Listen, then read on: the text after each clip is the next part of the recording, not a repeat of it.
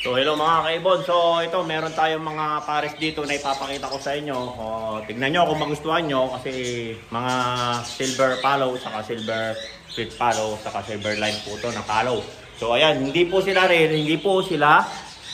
gaya ng mga normal na follow natin. So ayan po, very rare po sila. Madalang din po lang to pero naparami ko na. So ayan mga kaibon. So pili kayo, ito panoorin nyo mga kaibon. So ito naman mga kaibon, no? Isang white face gray na silver line, white face po siya na hen, saka isang single factor na follow cock. So ayan mga kaibon. So wala nang palapon dito. So puro follow na po yung lalabas dyan, single factor. Siguro may gray din dyan na lalabas na follow. So ayan, both red eye na po yan mga kaibon. Wala pong panapon dyan, puro follow na single factor. Baka may mag-double factor pa dyan kasi silver line yung hen. So ayan mga kaibon. So gandang klase. Ang pogi ng kako. Kita nyo yung dark edge marking niya mga kaibon. Ayan o. Yung dark edge marking niya. So kitang kita. So ayan, paki-PM na lang po mga kaibon.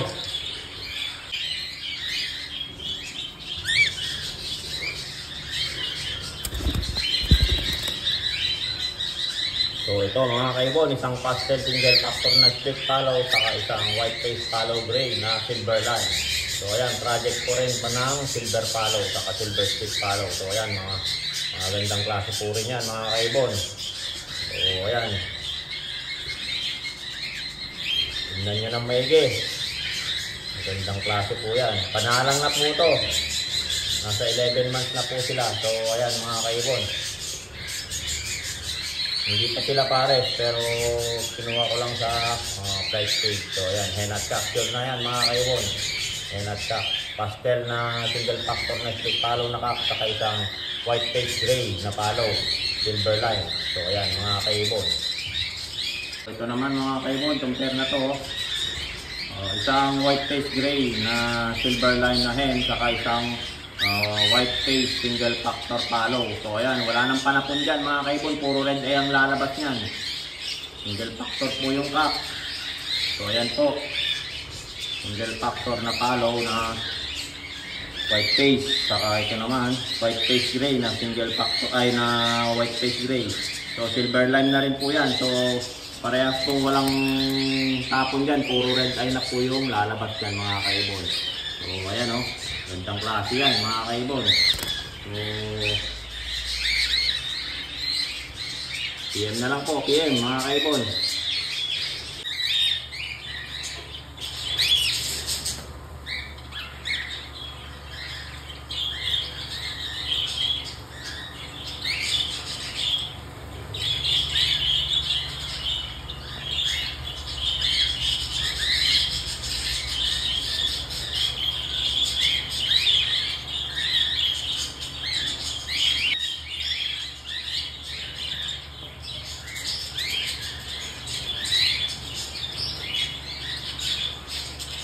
So meron tayong pair dito mga kaibon, isang white face na RS to na single factor. So ayan o, white face recessive silver Aspen follow na single factor saka isang single factor na pearl split ng follow. So ayan mga kaibon, so single factor na follow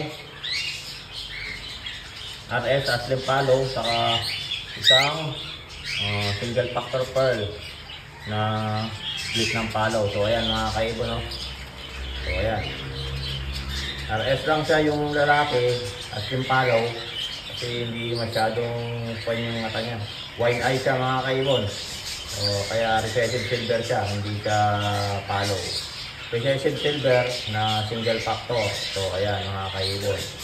So ayan, hen at cock na po yan, panalang na po yan kung magpapare sila. So nasa flight din yan mga kaibon. Pinagpapares ko pa lang. Yan na lang, salamat. So ito mga kaibon, isang white face gray na follow saka isang pastel face na single factor na hen. So ayan, Palo din yan. So both palo, wala nang panapon din dyan sa magiging anak nila. So ayan, silver line din po yung pack. White space, gray, palo, silver line, saka isang pastel face na single factor na palo. So ayan mga kaibon. So walang panapon, puro red ID nang lalabas yan mga kaibon. So kita nyo naman, ang ganda. So napakaganda niya. Ang pair na to, napakagandang pair na to mga kaibon. So solid na solid. Wala ka ng panapon sa magiging anak yan. Puro raw palo po yung anak yan. May single factor, may double factor na palo, may single factor na split palo, saka double factor na split palo. So ayan mga kaibon. Sometimes may grading yan, nalalabas. So ayan. Yan na lang mga kaibon. So ito mga kaibon. So ito may pastel. Single factor tayo na split palo, saka single factor na palo, 5 na hen. So ayan mga kaibon. So ang project po nito is silver palo, saka silver split palo. So ayan mga kaibon. So ayan, papaalala ko lang po, hindi po yan ordinary yung palo na nakikita natin. Mga silver palo po yan, mas lalo yung hen. So ayan mga kaibon, yung silver na yan naka is split ng palo. So ayan mga kaibon. So wala nang panapon dyan sa mga magiging anak nila. So basal po yan, banded pair. So nasa 11 months na po yan. So nakalagay lang po sa mga flight cage po yan. So ayan mga kaibon, maraming salamat.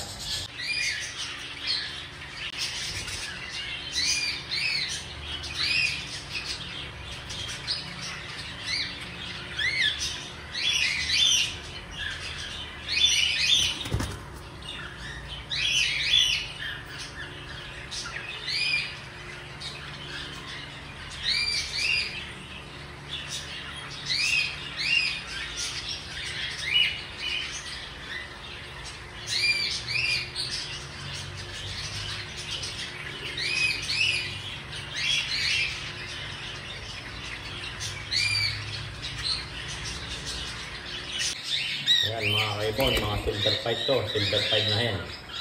So ayan o, silver 5 na hen. So possible split palo po to. So ayan, ang parents kasi nga supposed to split ng palo. So possible lang siya mga kaibon. Hen po siya, hen o. Kitang kita yung pagka silver niya. May dark edge marking. So ayan, nasa 6 months na po to. So ayan. Ito po mga kaibon, single factor pack. So ayan, na palo. So ayan o, solid color, single factor na palo pack. So ayan mga kaibon o, ganda. So ayan mga kaibon, kitang kita po yung pagka single factor niya, dark edge marking sa dulo ng pakpak niya, tight feather, and red eye. So solid color, pack po siya, single factor palo pack. So ayan mga kaibon, nasa 8 months na po siya. So ayan mga kaibon. Ayan mga kaibon, nakita nyo na yung mga pair natin na magaganda. So ayan, don't forget to subscribe my YouTube channel, Warren Palakpak Kaibon. At ang ating Facebook page, Warren Palakpak Kaibon. At ang ating Facebook, Warren Palakpak Mr. Tigasin. So hanggang sa muli mga kaibon, paalam!